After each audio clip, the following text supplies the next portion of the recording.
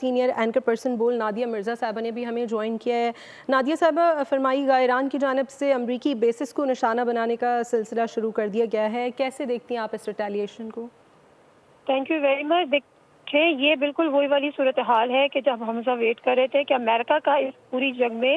Role کیا ہوگا، اور ہم پر امید ہوئے تھے اس وقت جب ڈونلڈ ٹرمپ کی ایک ان کا اسٹیٹمنٹ سامنے آ گیا تھا، انہوں نے 2 ہفتے کی بات کی تھی اور ہمارے یہاں اس کو بڑا پازیٹیو سائن دیا گیا تھا، بلکہ ورلڈ وائڈ شاید اس کو بڑا پازیٹیولی دیکھا گیا تھا۔ But all of a sudden جب امریکہ نے بھی ان کے نیوکلیر پروگرامز پر اٹیک کیا اور پھر ایران نے کیٹیگوریکلی کہا، بالکل اسی ٹون میں، اسی جواب میں جس طرح سے اس نے اسرائیل کو جواب دیا تھا کہ اب ہمارے جواب کا انتظار کریں۔ دیکھیں اب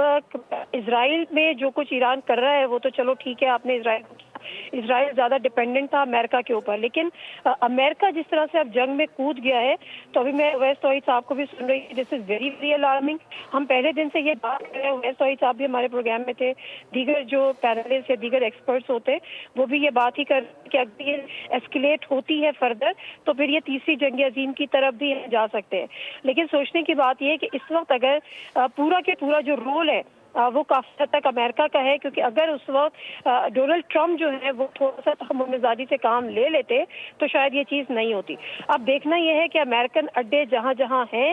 وہاں پر اگر ایران اٹیک کرے گا تو پھر اس کا ریبٹل ڈیفینیٹلی آئے گا، اور جو ریبٹل دفعہ آئے گا وہ اسرائیل کا نہیں آئے گا، وہ امریکہ کا آئے گا، جو ٹیکنالوجی وائز آپ کو پتا ہے کہ وہ کس لیول پر ہے اور ویل ٹیکنیکل سائٹ پر۔ تو یہ چیزیں بہت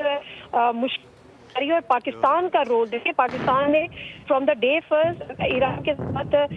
جو ہے وہ یکجہتی بھی کی، پارلیمنٹ نے قرارداد بھی پیش کر دی، منظور بھی کر لی، سب کچھ ہو گیا۔ ریسنٹ جو میٹنگ تھی ہمارے فیلڈ مارشل کی ڈونلڈ ٹرمپ کے ساتھ، اس بعد ڈونلڈ ٹرمپ کا جب یہ اسٹیٹمنٹ آیا تو ہر طرف یہ بات ہوئی کہ جی ڈیفینیٹلی ایشو پہ بات ہوئی، کنونس کر لیا، لیکن پاکستان کے لیے بھی بڑا مشکل مرحلہ ہوگا۔ ہم شروع سے یہ بات کرتے تھے کہ اب بلاکس بنتے جا رہے ہیں، کون کہاں کھڑا ہوگا، کون کس بلاک میں ہوگا، یہ چیزیں اب چائنا ہمارے ساتھ ہے، چائنا کو ہم دوری بیئر ہی نہیں کر سکتے نا، ہمارے لیے پاسبل نہیں ہے۔ تو دوسری طرف امریکہ ہے۔ اب دیکھنا یہ ہے کہ پاکستان اس صورتحال سے، پاکستان کی سچویشن جو ہے وہ بھی کافی حد تک کمپلیکیٹڈ ہو گئی ہے، تو یہ بہت ہی جس کو کہتے ہیں کمپلیکیٹڈ اس سچویشن ہے، اور یہ کس طرح سے ایسکیلیشن مزید بڑھتی ہے اور تیزی کے ساتھ بڑھتی ہے۔ مسلم کنٹریز جو ہیں وہ اسلامک کنٹریز وہ کس طرح سے ریئیکٹ کرتے ہیں، اب میرا خیال ہے تمام جو نظریں ہیں وہ اس پر ہے۔ صحیح بات ہو رہی ہے کہ وہ اس کو اپنے اوپر اٹیک کنسیڈر کرتے ہیں، اور ڈیفینیٹلی کیونکہ ان کی ٹیریٹری میں ہے، انہوں نے اگر وہ بیسز امریکہ کو دیے ہوئے ہیں بے شک، تو وہ کسی نہ کسی ایگریمنٹ، کسی نہ کسی ڈیل کا نتیجہ ہے، تو اگر ان کی طرف سے بھی اٹیک ہوتا ہے تو اس کا مطلب ہے ہم جو OIC کی بات کرتے ہیں کہ تمام 57 مسلم کنٹریز، اسلامک کنٹریز جو ہے وہ انڈر ون فلیگ وہ یونائٹڈ ہوں، وہ چیز بھی اس سے ڈسٹرب ہوگی۔ تو میرا خیال ہے کہ اس اگر کوئی رول پلے کر سکتا ہے تو وہ رشیا کر سکتا ہے آگے بڑھ کر، یا پھر سعودی عرب کر سکتا ہے۔ سعودی عرب کو اس وقت آگے آنا چاہیے، اس کے امریکہ کے ساتھ بھی اچھے تعلقات ہیں، اب اس کے ایران کے ساتھ بھی اچھے تعلقات ہیں، اور پاکستان تو رول پلے کر سکتا تھا، لیکن پاکستان نے اس ملاقات کے بعد اب والی جو سچویشن ہے، پاکستان کا ایران جو ہے وہ نیبر کنٹری ہے،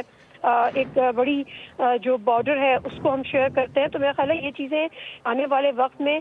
بہت زیادہ کمپلیکیٹڈ ہے، بہت زیادہ الارمنگ ہے اور بہت زیادہ تشویشناک ہے۔ سبسکرائب کریں اور بیل دبائیں تاکہ کوئی خبر رہ نہ جائے۔